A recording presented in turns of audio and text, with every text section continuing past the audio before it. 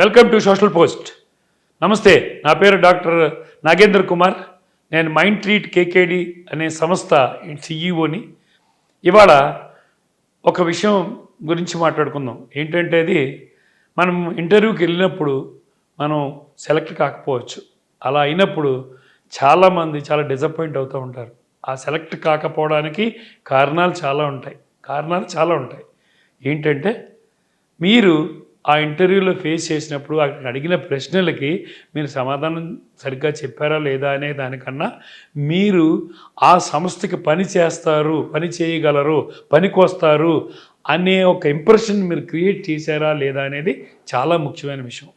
కొన్ని మన ప్రశ్నలు అడిగినప్పుడు మనం ఆ సబ్జెక్ట్కి సమాధానం చెప్పలేకపోవచ్చు. అన్ని ప్రశ్నలకి సమాధానం చెప్పాలన్న విషయం లేదా ఒక పాయింట్ కానీ మన దగ్గర ఏమీ లేదండి. ఒక్కొక్కసారి మనం వాళ్ళు అడిగిన ప్రశ్నకి సమాధానం చెప్పలేకపోవచ్చు. ఎందుకంటే అన్ని విషయాలు మనకు తెలియాలన్న రూల్ ఏం లేదు కదా.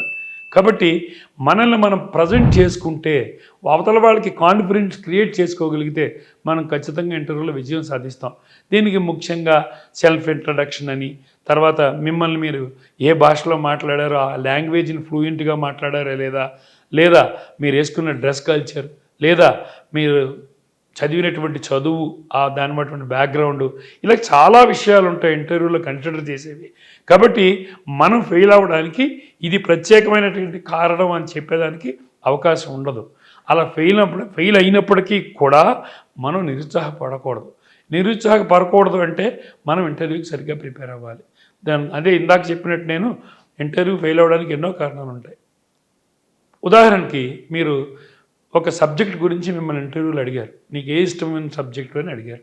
అడిగినప్పుడు మీరు ఏదో మీకు తెలిసిన సబ్జెక్ట్ చెప్పేయకూడదు. మీరు ఏ సబ్జెక్టులో అయితే మంచి ఎక్స్పీరియన్స్ ఉందో మీకు, లేదా మంచి సబ్జెక్ట్ చెప్పగలిగే పరిస్థితులు మీకు ఉన్నాయో అలాంటి సబ్జెక్ట్ని చెప్పాలి. ఉదాహరణకి ఇంజనీరింగ్లో వెళ్ళినప్పుడు థర్మోడైనమిక్స్ గురించి అడుగుతుంటే మీకే సబ్జెక్ట్ ఇష్టమని కానీ థర్మోడైనమిక్స్ అని మీరు చెప్పారనుకోండి, అందులోంచి మిమ్మల్ని కొంచెం లోతు ప్రశ్నలు వేసే అవకాశం ఉంది. కాబట్టి మీరు ఏ సబ్జెక్టులో నిష్ణాతులు అంటే, నేను అన్ని సబ్జెక్టులు ఒకలాగే చదివానండి అని చెప్తే ఏ సబ్జెక్టులో అయినా అడిగే అవకాశం ఉంటుంది.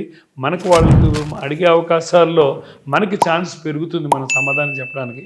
కాబట్టి మనం ఒక్కొక్కసారి మనం ఏదైనా సబ్జెక్ట్ చెప్తే దానికి సమాధానం చెప్పలేకపోతే కూడా మనం ఇంటర్వ్యూలో ఫెయిల్ అవ్వచ్చు. ఎందుకని మనం ఈ సబ్జెక్ట్ నాకు బాగా వచ్చు అని చెప్పాను కాబట్టి, వాళ్ళు అడిగిన ప్రశ్నకి నేను సమాధానం చెప్పలేదు కాబట్టి నేను ఫెయిల్ అయ్యే అవకాశం ఉంది. ఇలాగా ఏ విషయంలో అయినా కూడా మనం ఇంటర్వ్యూ మనకి ఫెయిల్ అయ్యి మనకి ఇంటర్వ్యూ రాకపోవచ్చు. అయితే ఆ ఒక్క ఇంటర్వ్యూనేనండి మనకు కాదు కదా, చాలా ఇంటర్వ్యూలు ఉంటాయి.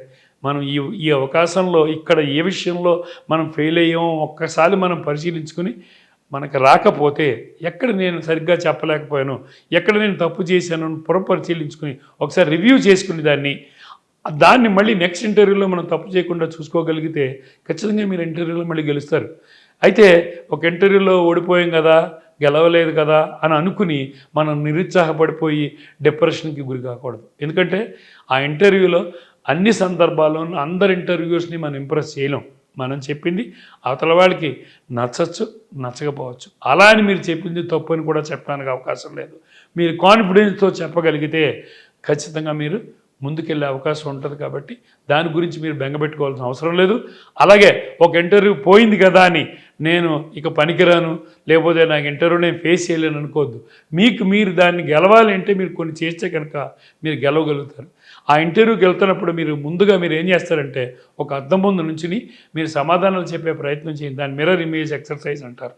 అలా చేసినట్టయితే కనుక మీరు ఆ ఇంటర్వ్యూలో అక్కడికి వెళ్ళినప్పుడు మీరు వాళ్ళు అడిగిన ప్రశ్నలకి సమాధానం కాన్ఫిడెన్స్తో చెప్పగలిగే అవకాశం ఉంటుంది.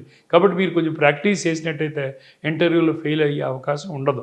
అలాగే ఒక 4-5 జనరల్గా అలాంటి ఉద్యోగానికి ఎలాంటి ఇంటర్వ్యూస్ని మనం ప్రశ్నలు వేస్తూ ఉంటారని మనం ఒకసారి అడిగి దాని మీద కూడా ప్రిపేర్ అయితే ఇంటర్వ్యూలో ఓడిపోయే అవకాశం లేదు. బట్ మనం గుర్తుంచుకోవాల్సిన విషయం ఏంటంటే ఇంటర్వ్యూలో ఫెయిల్ అయ్యాం కదా, లేదా ఒక ఇంటర్వ్యూలో మనం ఓడిపోయాం కదా, మనకు ఆ ఉద్యోగం రాలేదు కాబట్టి మనం ఇంకా సరిగ్గా చేయలేదు అనే ఒక అపనమ్మకాన్ని లేదా ఒక నిరుత్సాహాన్ని మనం నింపుకోకుండా ఉంటే అది మన భవిష్యత్తుకి, మనం మరిన్ని ఇంటర్వ్యూస్కి వెళ్ళి మనం విజయం సాధించే అవకాశాలని పెంచుద్ది. కాబట్టి మన ఆ నిరుత్సాహాన్ని మనలో నింపుకోకూడదు. అసలు మనం ఓడిపోయామన్న దాని నుంచి ఏం నేర్చుకున్నాను, ఓకే ఒకసారి ఓడిపోయాను. ఎందుకని మనం ఇంగ్లీష్లో ఒక సామెత చెప్తూ ఉంటాం, failures are the secrets of success. Failures are the secrets of success. All stepping stones. Failures are the stepping stones for success. అంటే ఏంటి, మనం ఎన్నిసార్లు ఓడిపోతున్నామో అన్నిసార్లు గెలుస్తాం. థామస్ ఎడిషన్ గుర్తుంచుకోండి, ఎన్నిసార్లు 10,000 సార్లు ఓడిపోయాడు ఆయన. 10,001సారి బల్బును కనుక్కున్నాడు. అలాగే ఒక ఇంటర్వ్యూకి వెళ్ళాం, మనం గెలవలేదు లేదా రాలేదు, ఎటువంటి కంగారు పడక్కర్లేదు. అక్కడ మనం చేసిన దాన్ని ఒకసారి పునఃపరిశీలించుకుని ఎక్కడ తప్పు చేసామో గ్రహించుకుని దాన్ని కరెక్ట్ చేసుకుంటూ మళ్ళీ కాన్ఫిడెన్స్తో ఈ ఇంటర్వ్యూ నాకు ఖచ్చితంగా నేను గెలుస్తాను, నాకు ఈ ఉద్యోగం వస్తుంది అన్న నమ్మకంతో, దృఢ నిశ్చయంతో, కాన్ఫిడెన్స్ వెళ్ళండి, విజయం మీదే. Thank you very much. ధన్యవాదాలు.